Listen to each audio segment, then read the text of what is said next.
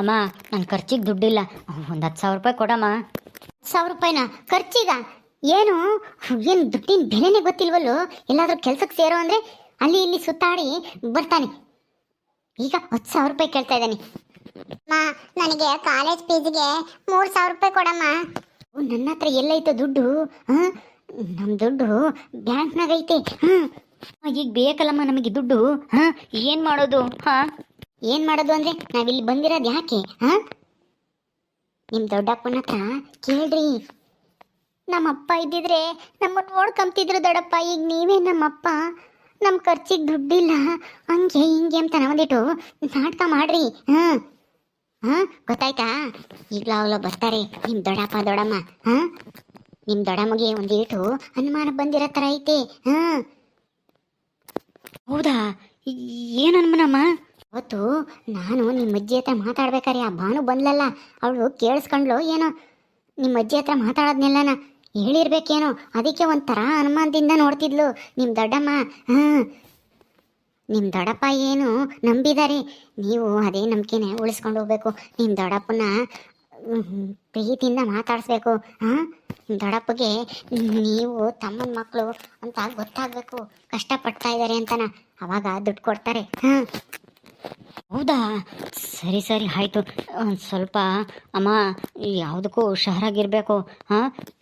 ಸರಿ, ಇವಾಗ ಏನಾದ್ರೂ ಅವ್ರು ಬಂದಾಗ ನಾನು ನಿಮ್ಮನ್ನು ಬೈತೀನಿ. ದುಡ್ಡು ಅದು ಇದು ಅಂತ ನಾನು ಪೀಡಿಸ್ತೀನೇನೋ ಅಂತ. ನೀವು ನನ್ನೇ ಬೈಬೇಕು. ಅಪ್ಪ ಇದ್ದಿದ್ರೆ ಹೆಂಗೆ ಮಾಡ್ತಿದ್ರು ಹಿಂಗೆ ಮಾಡ್ತಿದ್ರು, ಕೇಳಿದಷ್ಟು ದುಡ್ಡು ಕೊಡ್ತಿದ್ರು ಅಂತನ ನೀವು ನನ್ನೇನೆ ಪ್ರಶ್ನೆ ಮಾಡಬೇಕು. ನೀವಿಬ್ರು ಬಂದ್ರು ಅವರು. ಸರಿ ಸರಿ ಆಯ್ತು. ದುಡ್ಡು ದುಡ್ಡು ಅಂತ ಸಾಯ್ತಿರಲ್ಲ, ನಾನೇನು ದುಡ್ಡಿನ ಗಿಡ ಹಾಕಿದ್ದೀನೇನ್ರು ನಿಮ್ಮಿಬ್ರಿಗೂ ಕೊಡಕ್ಕೆ? ನನಗೂ ಕಾಲೇಜ್ ಫೀಸ್ ಕೊಟ್ಟು ಸಾಕಾಗೈತೆ. ನೀನು ಓದು ಅಂದ್ರೆ ವಿದ್ಯೆ ತಲೆಗತ್ತಲಿಲ್ಲ. ಡಿಗ್ರಿ ಪಾಸ್ ಮಾಡ್ದೆ ಇಲ್ವೋ ಗೊತ್ತಿಲ್ಲ, ಒಟ್ಟಿನಲ್ಲಿ ದುಡ್ಡು ಮಾತ್ರ ತಗೊಂಡೋಗಿ ಕಟ್ತೆ ಪಾಸ್ ಮಾಡಿದೆ ಅಂತ ಹೇಳ್ತಲೇ ಇರ್ತೀಯ. ಈಗ ನೋಡಿದ್ರೆ ಖರ್ಚಿಗೆ 10,000 ರೂಪಾಯಿ ಕೇಳ್ತಾ ಇದ್ಯಾ ನೀನು. ಎಕ್ಸಾಮ್ ಫೀಸ್ ಅಂತ 3,000 ಕೇಳ್ತಾ ಇದ್ಯಾ. ನಾನು ಎಲ್ಲಿಂದ ತರನ್ರು? ನನಗೆ ಯಾರು ಇದ್ದಾರೆ? ನಿಮ್ಮ ಅಪ್ಪ ಇದ್ದಿದ್ರೆ ದುಡ್ದು ನಿಮ್ಗೂ ಎಷ್ಟು ಬೇಕೋ ಅಷ್ಟು ದುಡ್ಡು ಕೊಡೋರು. ಆದರೆ ನಾನು ಒಂಟಿ ಹೆಂಗ್ಸು, ನನಗೆ ಯಾರು ಇದ್ದಾರೆ? ಏನೋ ಇದು ನನ್ನ ಗಂಡನ ಮನೆ ಅಂತ ಸೇರ್ಕೊಂಡಿದ್ದೀನಿ. ಹೆಂಗೋ ಒಂದು ಆಸರೆ ಆಗುತ್ತೆ, ಮನೆ ಐತಿ ಅಂತನ. ಈಗ ನೋಡಿರಿ ನೀವು ನನ್ನೇ ಪೀಡಿಸ್ತಿರಲ್ಲ. ನಿಮ್ಗೆ ಸ್ವಲ್ಪನೂ ಏನು ಅನ್ಸಲ್ವೇನ್ರು? ಅಮ್ಮನ ಕಷ್ಟ ಅರ್ಥ ಆಗಲ್ವೇನ್ರು ನಿಮ್ಗೆ? ಅಯ್ಯೋ ಅಮ್ಮ, ನಾನು ಎಕ್ಸಾಮ್ ಫೀಸ್ ಕಟ್ಟಬೇಕು. ಫೀಸ್ ಕಟ್ಟಲಿಲ್ಲ ಅಂದ್ರೆ ಎಕ್ಸಾಮಿಗೆ ಕುಂಡಿಸಲ್ಲ ಗೊತ್ತಾ? ಅದಕ್ಕೆ ಕೇಳ್ತಾ ಇದ್ದೀನಿ. ಅಪ್ಪ ಇದ್ದಿದ್ರೆ ನಮಗೂ ಚೆನ್ನಾಗಿರೋದು, ಎಲ್ಲ ಚೆನ್ನಾಗಿ ನೋಡ್ಕೊಂಬರು. ಅಪ್ಪ ಇಲ್ಲ ಅಂದ್ರೆ ನಮ್ಗೆ ಯಾರು ಇಲ್ಲ ಬಿಡು. ಹಂಗೆಲ್ಲ ಮಾತಾಡ್ಬೇಡ್ರು. ನಿಮ್ ದೊಡ್ಡಪ್ಪ ದೊಡ್ಡಮ್ಮ ಇದ್ದಾರೆ, ಅವರೇ ನಿಮ್ಮ ಅಪ್ಪ ಅಮ್ಮ ಇದ್ದಂಗೆ. ಆದ್ರೆ ಎಷ್ಟೇ ಆಗ್ಲಿ ದೊಡ್ಡಪ್ಪನೇ, ಅಪ್ಪ ಅಪ್ಪನೇ. ನಾವು ಅವ್ರ ಹತ್ರ ಡೈರೆಕ್ಟ್ ಆಗಿ ಕೇಳಕ್ಕಾಗಲ್ಲ ದುಡ್ಡ. ಸುಮ್ನಿರಿ. ಏನ್ ಮಾಡಕ್ಕಾಗುತ್ತೆ? ನೀನು ಓದೋದ ನಿಲ್ಸಮ್ಮ, ನೀನು ಎಲ್ಲಾದ್ರೂ ಕೆಲ್ಸಕ್ಕೆ ಹೋಗೋ. ನಿನ್ ಖರ್ಚಿಗೆ ನಾವು ದುಡ್ಡು ಕೊಡಂಗಾಗೈತಿ. ಏನಿದು ಯಾಕೆ ಇವತ್ತು ಹಿಂಗ್ ಬೈತಾ ಹೇಳಲ್ಲ ಮಕ್ಕಳನ್ನಿಬ್ರು? ಏನಿದು ಹೊಸ ತರ ನಾಟಕನ? ಇಲ್ಲ ಇಲ್ಲ, ಹಿಂಗಾದ್ರೆ ಸರಿಯಾಗಲ್ಲ. ಇದು ಮಾಡ್ತೀನಿ. ಮಾದೇವಿ ಯಾಕಮ್ಮ ಮಕ್ಕಳು ನಂಗೆ ಬೈತಾ ಇದ್ಯಾ? ಏನು ಮಾಡಿರೋರು? ಈ ನೋಡಿ ಮಾವ, ಇವರಿಬ್ರು ಸೇರ್ಕೊಂಡು ನನ್ನ ಜೀವನನೇ ಹಾಳು ಮಾಡ್ತಾ ಇದ್ದಾರೆ. ಇವರಿಗೆ ದುಡ್ಡು ಬೇಕಂದೆ, ಇವನಿಗೆ ಕೆಲಸ ಹುಡ್ಕೊಂಡು ಕೆಲ್ಸಕ್ಕೆ ಹೋಗೋ ಅಂದ್ರೆ ಕೆಲಸ ಸಿಗಲ್ಲ. ನನ್ನ ಕೆಲಸ ಹುಡ್ಕಕ್ಕೆ ದುಡ್ಡು ಬೇಕು, ನನ್ನ ಖರ್ಚಿಗೆ 10,000 ರೂಪಾಯಿ ಬೇಕು ಅಂತ ಕೇಳ್ತಾ ಇದ್ದಾಳೆ. ಅವಳು ನೋಡ್ರೆ 3,000 ರೂಪಾಯಿ ಕಾಲೇಜ್ ಫೀಸ್ ಕಟ್ಟಬೇಕಂತೆ. ನಾನು ಎಲ್ಲಿಂದ ತಂದ್ಕೊಡಿ ಹೇಳಿ, ತಂದ್ಕೊಡ್ಲಿ? ಇವರಪ್ಪ ಇದ್ದಿದ್ರೆ ಇವತ್ತು ಈ ಕಷ್ಟ ಬರ್ತಿತ್ತ ನಮಗೆ? ಹೇಳ್ರಿ. ಅಯ್ಯೋ, ನಮ್ಮ ಕಷ್ಟಕ್ಕೆ ಯಾರು ಆಗೋರಿಲ್ಲ ಬಿಡಿ. ಏನು 10,000 ರೂಪಾಯಿ ಖರ್ಚಿಗ ದುಡ್ಡ? ಹೌದು ನೋಡಕ್ಕ, 10,000 ರೂಪಾಯಿ ಖರ್ಚಿಗೆ ಬೇಕಂತೆ. ಖರ್ಚಿಗೆ ಅಂದರೆ ನಾನು ಕೆಲಸ ಹುಡ್ಕಕ್ಕೂ, ಆಮೇಲೆ ಎಲ್ಲಾದರೂ ಹೋಟ್ಲಾಗ ತಿಂಡಿ ತಿನ್ಬೇಕಾಗುತ್ತೆ, ಆಮೇಲೆ ಅಪ್ಲಿಕೇಶನ್ ಹಾಕೋಕ್ಕೆ ಫೀಸ್ ಬೇಕು ಯಾವುದಾದ್ರೂ ಕಾಲ್ ಮಾಡಿದಾಗ. ಅದಕ್ಕೆ ಕೇಳ್ತಾ ಇದ್ದೀನಿ. ಏನು 10,000 ರೂಪಾಯಿ ದುಡಿಯೋದು ಯಾವ ಲೆಕ್ಕ? ನಾನು ಕೆಲಸಕ್ಕೆ ಸಿಕ್ಕಿದ್ಮೇಲೆ ಸೇರಿದ್ಮೇಲೆ ನಾನು ಬೇಕಂದ್ರೆ 25,000 ರಿಂದ 50,000 ರೂಪಾಯಿ ಸಂಬಳ ತಾಂತೀನಿ. ಅದು 10,000 ಯಾವ ಲೆಕ್ಕ ಹೇಳು? ಈಗಿನ ಕಾಲದಲ್ಲಿ 10,000 ರೂಪಾಯಿಗೆ ಬೆಲೆನೇ ಇಲ್ಲ. ಓಡಾಡೋಕ್ಕೂ ಖರ್ಚಿಗೆಲ್ಲ ಬೇಕೇ ಬೇಕು ಒಬ್ಬ ಗಂಡು ಮಗುಗೆ. ಅಲ್ಲೋ, ಅದಕ್ಕೆ 10,000 ರೂಪಾಯಿ ಬೇಕಾ? ಹೌದು ಮಾವ, 10,000 ರೂಪಾಯಿ ಬೇಕಂತೆ. ನಾನೇ ಕೊಡ್ತಿದ್ದೆ ಇಷ್ಟು ದಿನ. ಆದರೆ ಏನು ಮಾಡೋದು, ಇವಾಗ ನನ್ನ ಹತ್ರ ದುಡ್ಡಿಲ್ಲ. ಏನು ಮಾಡಲಿ? ನನ್ನ ಗಂಡ ಬದುಕಿದ್ರೆ ನನ್ನ ಮಕ್ಕಳಿಗಿಂತ ಪರಿಸ್ಥಿತಿ ಬರ್ತಿರ್ಲಿಲ್ಲ ಅನ್ಸುತ್ತೆ. ಮಾದೇವಿ, ನೀನು ಯಾಕೆ ಕಳ್ತೀಯ? ಅಳ್ಬೇಡ, ಸುಮ್ಮನಿರು. ನಾನಿದ್ದೀನಲ್ಲ, ನಾನೆಲ್ಲ ದುಡ್ಡು ಕೊಡ್ತೀನಿ, ಸುಮ್ಮನಿರು. ನನ್ನ ತಮ್ಮನ ಮಕ್ಕಳು ನನ್ನ ಮಕ್ಳು ಇದ್ದಂಗೆ ಅಲ್ವಾ?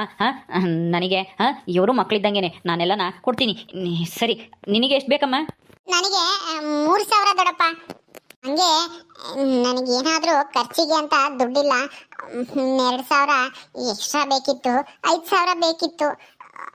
ಹೌದಾ, ಸರಿ ಆಯಿತು, ಕೊಡ್ತೀನಿ ಇರು. ಹಾಂ, ಯಾವಾಗ ಬೇಕು ನಿಮಗೆ?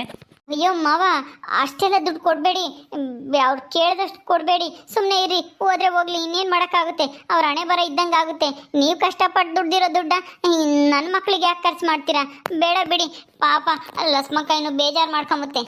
ಅಯ್ಯೋ, ಅವಳು ಯಾಕೆ ಬೇಜಾರು ಮಾಡ್ಕೊಂತಾಳೆ? ಏನು ಬೇಜಾರೇನೂ ಇಲ್ಲ, ಸುಮ್ಮನೆ ಇರ್ರಿ. ಹಾಂ ರೀ, ಇವನಿಗೆ ಒಂದು ಕೆಲಸ ಕೊಡ್ಸಿದ್ರೆ ಆಯ್ತಲ್ವಾ? ಏನಾದ್ರೂ ಕೆಲಸ ಕೊಡ್ಸಿದ್ರೆ ಕೆಲಸ ಮಾಡ್ತಾನೆ. ಇವನಿಗೆ ಯಾಕೆ ಖರ್ಚಿಗೆ 10,000 ರೂಪಾಯಿ ಕೊಡಬೇಕು? ನಿಮಗೆ ಗೊತ್ತಿರೋ ಯಾರ ಹತ್ರನಾದ್ರೂ ಇಲ್ಲೇ ಫ್ಯಾಕ್ಟ್ರಿಲಿ ಯಾವ್ದಾದ್ರು ಉದ್ದಗಡ್ಡಿ ಫ್ಯಾಕ್ಟ್ರಿನೋ ಇಲ್ಲ ಹುಣಸೆಹಣ್ಣು ಫ್ಯಾಕ್ಟ್ರಿನೋ ಅಲ್ಲಿ ಏನಾದ್ರೂ ಕೆಲಸ ಕೊಡಿಸಿ 10,000 ರೂಪಾಯಿ ಕೊಡೋದೇ ತಪ್ಪುತ್ತಲ್ಲ. ಕೆಲಸನಾ? ಊದ್ಗಡ್ಡಿ ಫ್ಯಾಕ್ಟ್ರಿಲ? ಹ್ಞೂ ಕಣೋ ಕಿರಣ್, ಊದ್ಗಡ್ಡಿ ಫ್ಯಾಕ್ಟ್ರಿಲಿ ನನ್ನ ಗೊತ್ತಿರೋರೇ ಒಬ್ಬರು ಇದ್ದಾರೆ. ಅಲ್ಲಿ ಏನಾದ್ರೂ ಕೆಲಸ ಕೊಡ್ತಾರೆ. ನಿನಗೆ ಒಂದು 15,000 ರೂಪಾಯಿ ಸಂಬಳ ಗ್ಯಾರಂಟಿ ಕೊಡ್ತಾರೆ.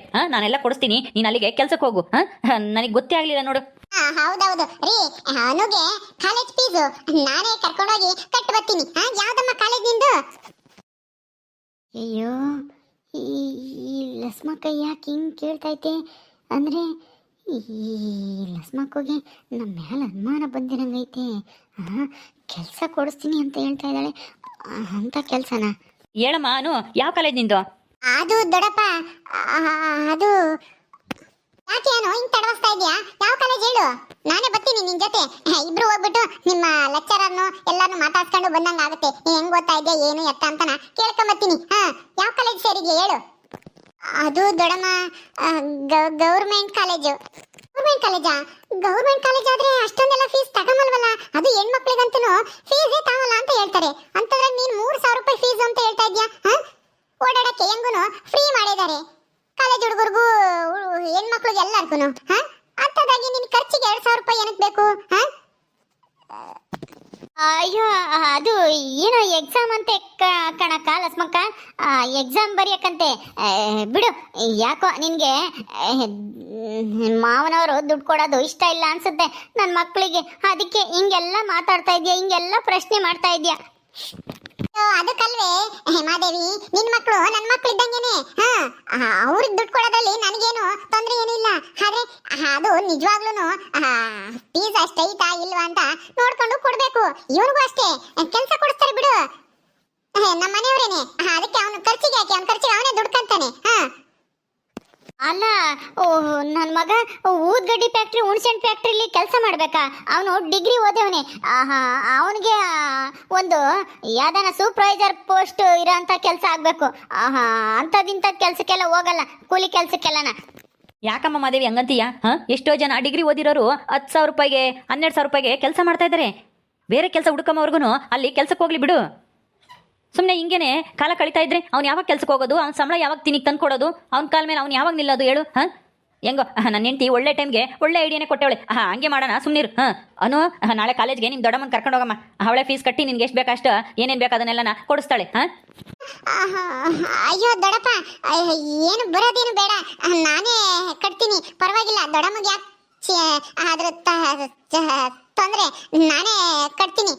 ಅಯ್ಯೋ ಅನು, ನನಗೆ ಏನು ತೊಂದರೆ ಇಲ್ಲ. ನಾಳೆ ನಾನು ಯಾವ ಕೆಲಸನೂ ಇಲ್ಲ, ನನಗೆ ಫ್ರೀ ಆಗಿದ್ದೀನಿ. ನಿಮ್ ಕಾಲೇಜನ್ನು ನೋಡ್ದಂಗ ಆಗುತ್ತೆ, ನಿಮ್ ಫ್ರೆಂಡ್ಗಳ್ನು ಮಾತಾಡ್ಸಂಗ ಆಗುತ್ತೆ, ನಿಮ್ ಪಾಠ ಮಾಡೋ ಲೆಕ್ಚರರ್ನು ನಾನು ನೋಡ್ದಂಗ ಆಗುತ್ತೆ. ಬರ್ತೀನಿ ಬಿಡು. ರೀ ನಡೀರಿ, ಅವ್ರಿಗೆ ಏನು ದುಡ್ಡು ಕೊಡೋದು ಬೇಡ. ಅವ್ನಿಗೆ ನಾಳೆ ಕರ್ಕೊಂಡೋಗಿ ಕೆಲಸ ಕೊಡ್ಸಿ ನೀವು. ನಾನು ಇವಳನ್ನ ಕರ್ಕೊಂಡೋಗಿ ಫೀಸ್ ಕಟ್ ಬರ್ತೀನಿ ಕಾಲೇಜ್ಗೆ ಹೋಗಿ. ಸರಿ ಏನಮ್ಮ ಮಾದೇವಿ? ಸರಿ, ನಿಮ್ಗೆ ಹೆಂಗ ಅನ್ಸುತ್ತೋ ಹಂಗೆ ಮಾಡಿ. ಸರಿ ಆಯ್ತು, ನಡೀರಿ ಊಟ ಮಾಡೋಣ. ಒಂದು ಊಟ ಆಯ್ತು, ನೀವು ಮಾಡೋಗ್ರಿ, ನೀವಿಬ್ರು ಹೋಗ್ರಿ. ಏನಮ್ಮ ಇದು, ನಮ್ಮ ಪ್ಲಾನ್ ಎಲ್ಲ ಉಲ್ಟಾ ಮಾಡಿಬಿಡ್ತಲ್ಲ ಈ ದೊಡ್ಡಮ್ಮ. ಅಂದರೆ ನಾವು ಸುಳ್ಳು ಹೇಳ್ತಾ ಇದ್ದೀವಂತ ಈ ದೊಡ್ಡಮ್ಮಗೆ ಗೊತ್ತಾಯ್ತಾ? ಅನುಮಾನ ಬಂದಿತ್ತಾ ಹೆಂಗೆ ಅಂತ? ಅಲ್ಲ, ನಾನು ಹುಣಸೆಹಣ್ಣು ಫ್ಯಾಕ್ಟ್ರಿಲಿ ಕೆಲಸ ಮಾಡೋದಾ? ಅಯ್ಯೋ ಹೋಗಮ್ಮ. ಏನು ಮಾಡೋಕ್ಕಾಗಲ್ಲ ಕಣೋ. ಈಗ ನಾವು ಅವ್ರ ಹತ್ರ ಜಗಳ ಆಡೋಕ್ಕಾಗಲ್ಲ. ಸ್ವಲ್ಪ ದಿನ ತಡ್ಕ, ನಾವು ಇನ್ನು ಬಂದು 1 ವಾರ ಆಗೈತೆ. ಈಗಲೇ ನಾವು ಏನು ಮಾತಾಡೋದು ಬೇಡ. ಸ್ವಲ್ಪ ದಿನ ಅವ್ರು ಹೇಳ್ದಂಗೆನೆ ಕೇಳ್ರಿ ನೀವು. ಗಲಾಟೆ ಮಾಡೋಕ್ಕೆ ಹೋಗ್ಬೇಡ್ರಿ. ಆಮೇಲೆ ನೋಡೋಣ ಏನು ಮಾಡೋಣ ಅಂತಾನ. ಅಯ್ಯೋ ಹೋಗಮ್ಮ, ನಾನು ಏನೇನೋ ಅಂದ್ಕೊಂಡಿದ್ದೆ. ಫೀಸ್ ಕಟ್ಟೋಕ್ಕೆ ಅಂತ ಈ ದೊಡ್ಡಮ್ಮ ಬಂದರೆ ಅಯ್ಯೋ ಫೀಸ್ ಕಟ್ಟಕ್ಕೆ ಅಂತ ಹೇಳಿ ಏನೋ ಒಂದು 3,000 ರೂಪಾಯಿ ಮಾಡ್ಕೊಂಡು 2,000 ರೂಪಾಯಿ ಖರ್ಚಿಗೆ ಅಂತ ಮಾಡ್ಕೊಂಡು 5,000 ರೂಪಾಯಿ ಇಟ್ಕೊಳ್ಳೋಣ ಯಾವ್ದಾದ್ರು ಚೆನ್ನಾಗಿರೋ ಡ್ರೆಸ್ ತಗೊಳ್ಳೋಣ ಅಂತ ಏನೇನೋ ಅಂದ್ಕೊಂಡಿದ್ದೆ. ಅಯ್ಯೋ ಈಗ ಏನಮ್ಮ ಮಾಡೋದು? ಹಾ, ಏನು ಮಾಡೋಕ್ಕಾಗಲ್ಲ. ನಾವೊಂದು ಬಯಸಿದ್ರೆ ಆ ದೇವ್ರಂದು ಮಾಡ್ತಾನಂತೆ. ಹಂಗಾಯ್ತು ಈಗ ನಮ್ಮ ಕತೆ. ಛೇ.